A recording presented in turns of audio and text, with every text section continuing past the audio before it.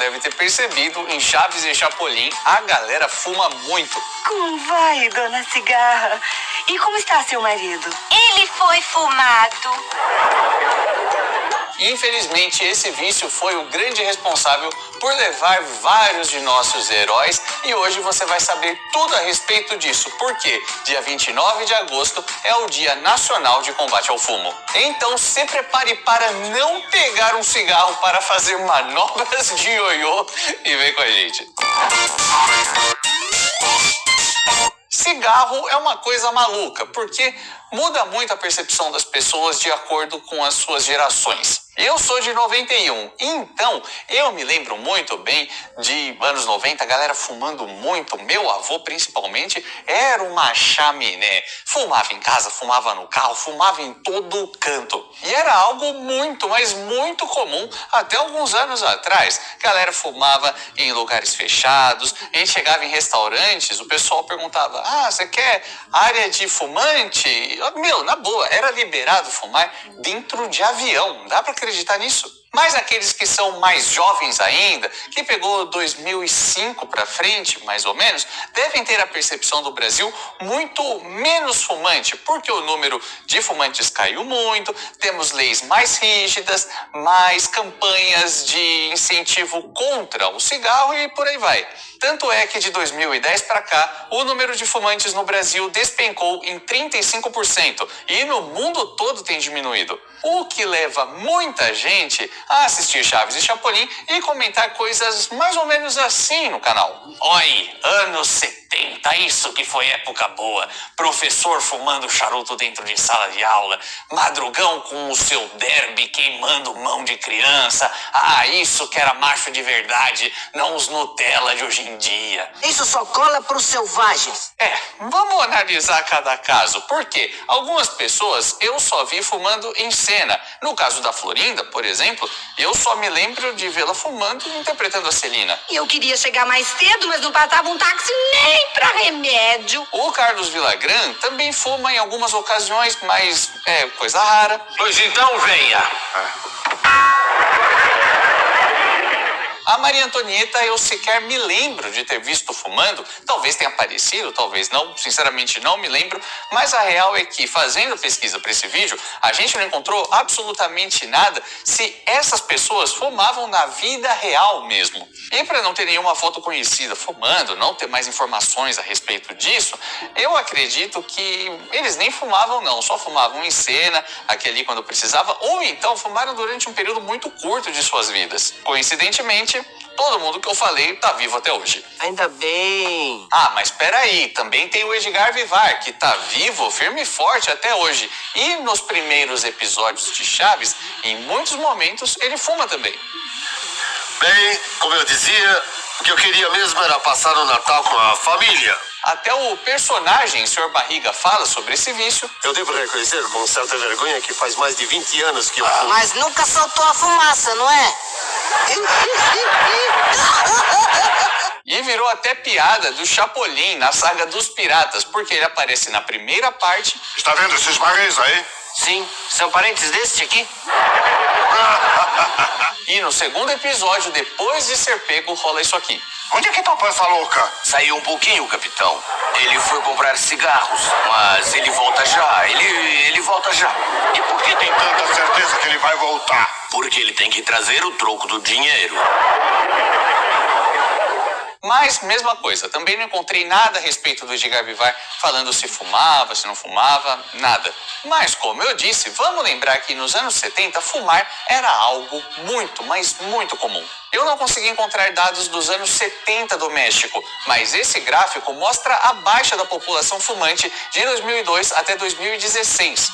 Se era tão alto assim em 2002, imagina como era 20, 30 anos antes disso. Por muitos anos, o cigarro foi divulgado de uma forma muito normalizada e romantizada no mundo todo, até com bebês em propagandas. Sério, é surreal, né? E também sempre associavam com beleza, masculinidade, charme, força. Você sabe. E do Edgar a gente não sabe muita coisa. Agora, da Angelines Fernandes, Olha, essa aqui soltava mais fumaça do que Kombi a diesel. Ela fumava muito. Tanto é que tem uma cena que gera muita curiosidade até hoje. Primeiro, a bruxa do 71 vai para sua casa. Melhor não dizer nada. Com licença. Tem toda. E logo depois vem isso. Repare na janela da casa dela. O sujeito assim tão grandão e ainda faz xixi nas calças. Reparou que uma pessoa acende um cigarro lá atrás? Provavelmente foi ela mesma, que tinha acabado de entrar nessa parte do cenário. A filha da Angeline chegou a dizer que a sua mãe fumava mais de 2 maços por dia, o que acabou trazendo diversos problemas de saúde no começo dos anos 90. Inclusive, desenvolveu câncer de pulmão e faleceu de falência múltipla de órgãos em março de 94. E o seu grande amigo do elenco, o Ramon Valdez, nosso eterno e querido Seu Madruga, também fumava muito, mas muito mesmo. Tanto é que o que tem de cena do Ramon fumando não é brincadeira. Tem até piada aberta com isso em alguns episódios.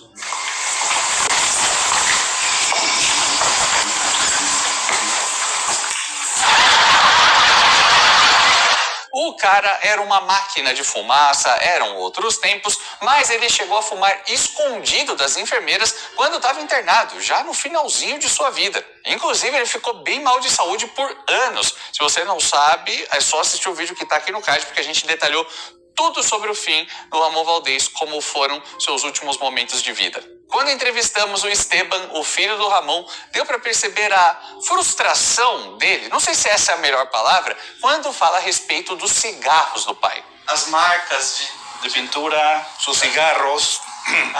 Os cigarros. Mas a gente consegue saber muito mais no livro que o Esteban lançou. Ele escreveu com o maior carinho, falando a respeito de várias lembranças e muitas memórias de seu pai.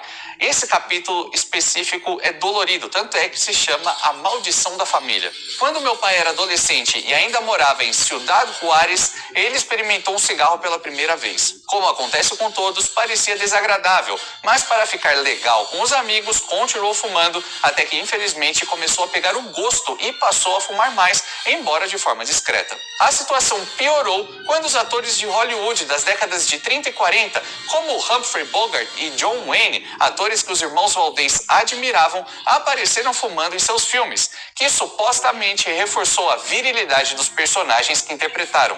O resultado foi que, com o tempo, mais e mais jovens e até moças aderiram a essa nova moda, como meu pai, que em pouco tempo já havia se tornado viciado. O trecho é longo, mas vale a pena, é muito interessante. Sendo adolescente, lembro-me muito bem da rotina do meu pai quando acordava. Sentava-se na cama, acendia seu primeiro cigarro e, quando estava na metade, parava, se espreguiçava e, bocejando, olhava para fora da janela de seu quarto e olhava atentamente para o céu. Então se benzia e dizia, em nome de Deus, e ia para o banheiro com seu jornal ou sua revista favorita e seu maço de cigarros sem filtro. Embora, se naquele dia tivesse uma gravação, levava seu roteiro de Chaves ou Chapolin para estudar lá.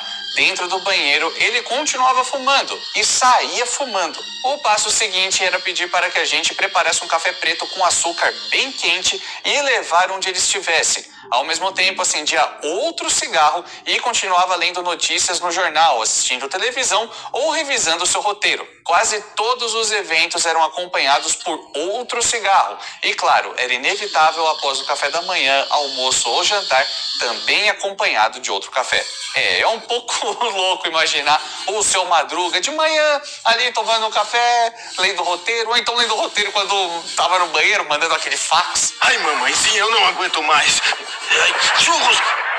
Ai. Quando ele ia trabalhar, pedíamos a sua bênção, ele nos dava um beijo, entrava no carro e antes de ligar o motor, adivinha, já estava acendendo outro cigarro. Infelizmente, esse hábito de fumar fazia parte não só de sua rotina, mas também de sua personalidade. Ramon Valdez, sem cigarro, não era o meu pai.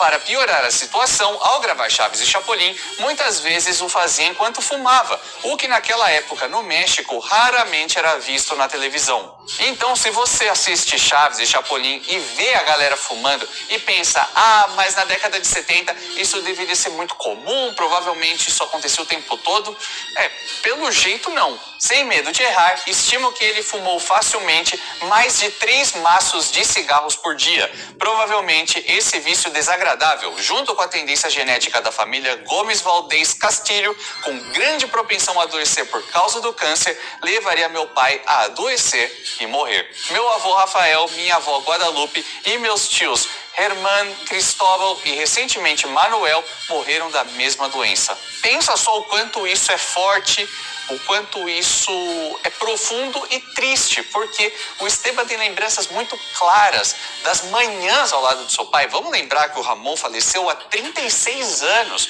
Quantos anos ele está falando aqui dos roteiros de Chaves e Chapolin, lembranças década de 70, que ele tem de cada coisinha que ele fazia de manhã, sempre acendendo um cigarro. Olha o quanto isso marcou ele. Então, bora de palavra-chave. Se você pudesse voltar no tempo e dizer qualquer coisa a qualquer pessoa do elenco de Chaves e Chapolin que já faleceu, o que você diria? Você pegaria o Chespirito, falaria alguma coisa, você pegaria o Ramon Valdez e falaria, mano, larga esse cigarro, velho.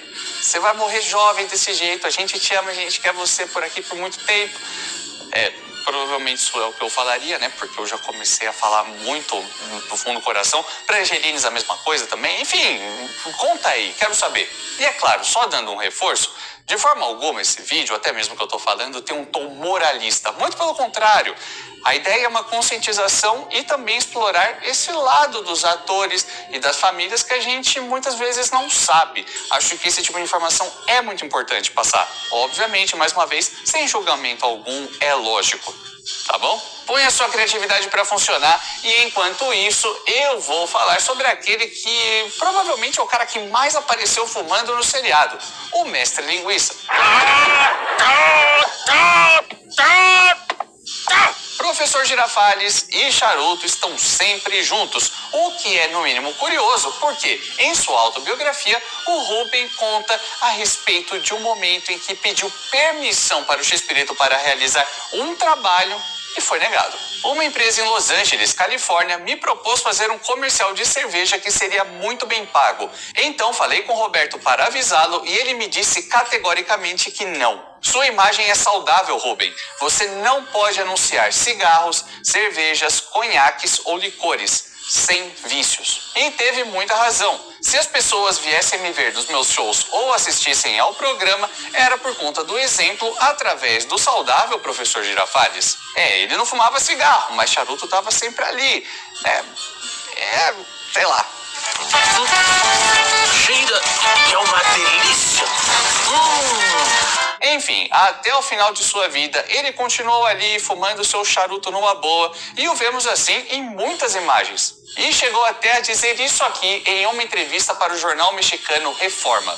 Desde os anos 70 fumou um charuto diariamente. Tinha que sair do set para fumar, porque só quem podia fumar no set era o Chespirito, o Roberto Gomes Bolanhos. O dono da Televisa, El Tigre Azcárraga, só permitia ele fumando no set. Os demais tinham que sair. E ele dá mais detalhes a respeito disso em sua autobiografia, numa parte em que conta que o Chespirito ficou muito amigo do Emílio Azcárraga. Dom Emílio proibiu fumar nas instalações da Televisa. Naquela época não havia campanhas contra o câncer, mas a ordem era por conta do medo que Dom Emílio tinha que causasse um grande incêndio nas instalações de televisão. E ele estava certo, a maior parte dos sets, dos cenários e camarins eram feitos de madeira ou compensado, além de terem armazenadas grandes quantidades de fitas eletromagnéticas e de filmes altamente inflamáveis. Mas Roberto se rebelou novamente, porque o único vício que sempre teve era fumar delicados com filtro. E delicado é uma marca de cigarro normal, tá? Eu sei que esse nome não é muito comum, é claro, mas enfim, é só esse cigarro aí. E ele foi ver o Tigre para lhe dizer que não conseguia cumprir essa ordem. Dom Emílio, então vou embora, porque não posso trabalhar se não fumar. Se estou sem cigarros, não posso fazer nada. Eu tenho esse vício, infelizmente, disse-lhe Chespirito. A consideração de Emílio Azcárraga Milmo por Roberto era tão grande que ele concedeu permissão por escrito para que somente ele, em toda a Televisa, pudesse fumar dentro das instalações. Lembro que assim que Chespirito acendia um cigarro, o povo da segurança corria pedindo que ele apagasse. Eu tenho permissão de Azcárraga, dizia a eles, tirando aquele documento que sempre carregava dobrado no bolso da camisa ou jaqueta. Pois é, o baixinho era o bambambam ali no meio. Mas você tá pensando que só por isso a história dele com o cigarro é legal? Claro que não, besta. Interpretando Chaves e Chapolin, principalmente, não nos acostumamos a vê-lo assim. Mas o Roberto fumou, e fumou bastante. Inclusive, em esquetes lá do tempo de Super Gênios, o Roberto já aparecia em cena fumando. E na sua autobiografia, ele conta como começou a fumar. Quando ficou entediado numa longa fila para tirar a segunda via da carteira de alistamento do Exército. E lá estava eu quando observei um senhor que fumava com tanto prazer que tive vontade de fumar um cigarro também. Naquela época eu ainda não tinha caído nas garras desse vício, de modo que meu desejo não era devido a uma necessidade fisiológica ou a busca por algo que provocasse satisfação. Tudo que eu procurava era um hobby que me ajudasse a suportar o tédio da espera. E é claro que eu não tinha cigarros comigo, mas não demorei nem um minuto para descobrir que um colega estava com um maço de cigarros no bolso da camisa. Me dá um cigarro? Pedi, tentando fingir que era um fumante de fato. Não esperei a resposta, mas tirei o maço do bolso dele e peguei um cigarro. Acho que devo ter mesmo feito isso naturalmente, pois o colega foi acender o cigarro como sempre fazia, depois de ter respondido: sim, claro. Naquela época ainda não era costume dizer, vá em frente. E ele também conta como parou de fumar muitos anos depois. No fim de 1994, foi se encontrar com Ramiro Jiménez, um amigo e empresário teatral, quando percebeu que tinha apenas um cigarro em seu bolso. E foi aí que ele começou a pensar que talvez, só talvez, devesse parar de fumar. E esse relato também é longo, mas é muito emocionante. Quando fazem terapia, os alcoólatras não prometem que nunca mais provarão uma dose de bebida alcoólica na vida. Eles nem mesmo prometem que vão deixá-lo por um mês, nem por uma semana, nem por alguns dias. Tudo que eles se comprometem é parar de beber durante o dia de hoje. E amanhã, quem sabe, poderiam voltar a tomar um drink, ou dois, ou nenhum. Então foi o que eu tentei fazer ao me sentar à mesa de dominó. Hoje, eu disse a mim mesmo em segredo, não vou fumar. E amanhã? Quem sabe? Mas não apenas eu consegui, como também fui capaz de fazer o mesmo no dia seguinte. E também no seguinte do seguinte. E o seguinte do seguinte. E assim por diante até o dia em que escrevo estas linhas. O que acontece em meados de julho de 2005. Isso é, quando completei 10 anos e meio de ter me livrado do mais estúpido e prejudicial dos vícios, o fumo. Mas então, o que nos levou a iniciar essa prática terrível? Estupidez, é claro. A estupidez de imaginar que um cigarro na boca seria suficiente para nos dar a aparência de adultos, em vez de deixar essa tarefa nas mãos de quem inevitavelmente a desempenha. O tempo. Que isso pareça acontecer com demasiada lentidão quando você é jovem? Sem dúvida, mas isso é motivo suficiente para confiar o futuro da nossa saúde à vontade de um assassino. E é claro que é um assassino. Não importa se em algumas ocasiões não consegue matar a vítima, pois a tentativa de assassinato é suficiente para qualificar o agressor como assassino. É verdade que a mim o vício não conseguiu matar, mas me deixou um enfisema no pulmão do qual não poderei me livrar pelo resto da vida que me restar. Assim como não poderei eliminar muitas das múltiplas sequelas que a prática idiota me deixou. A bronquite crônica, por exemplo, que alguma vez já alcançou o grau de aguda e que consegui superar naquela ocasião, mas cuja ameaça de reincidência ainda paira sobre mim. Tudo isso além do catarro cotidiano que entope minha garganta e, consequentemente, minha respiração. No entanto, sei que é apenas o custo da minha estupidez. Apesar disso, embora reconheça que minha reação foi muito tardia, sei que ainda estou muito melhor do que há 11 anos. E tenho certeza de que, se eu não tivesse tomado essa decisão, minha autobiografia consistiria em muito menos páginas. Quer dizer, antes tarde do que nunca, mas quanto menos tarde, melhor. Não posso fechar essa sessão sem repetir o que comecei a responder quando alguns entrevistadores me perguntam: qual foi seu maior sucesso e qual foi seu maior fracasso? De longe, meu maior sucesso foi ter parado de fumar. E claro, meu maior fracasso foi ter começado a fumar. E se todos esses grandes atores, essas pessoas tão queridas, não tivessem fumado, tivessem parado antes, ou qualquer outra coisa, talvez tivessem vivido muito mais, nos alegrado por muito mais tempo. É uma pena. Só quem já perdeu uma pessoa querida por conta desse vício sabe o quanto machuca. Então, se você é fumante e tem vontade de parar, tô deixando alguns links na descrição que podem ser muito interessantes. Se isso te comoveu de uma forma para querer mudar, saiba que eu fico muito feliz e fica aqui o meu grande abraço e minha confiança de que sim, você consegue. E não importa a idade, não importa nada, não importa se é charuto, cigarro, pendrive, que tá na maior moda aí, a galera fumando, principalmente uma galera nova que acha isso muito legal. Olha o relato do Chespirito, que começou fumando querendo parecer mais adulto e tal, e quando chegou no fim da vida, sofreu muito, mas muito por conta dessas decisões. Não sou eu que estou dizendo, é o relato dele, de um cara que foi tão sábio, tão inteligente, um cara tão importante na nossa cultura. Então, mais uma vez, sem julgamento algum, mas repense, tá?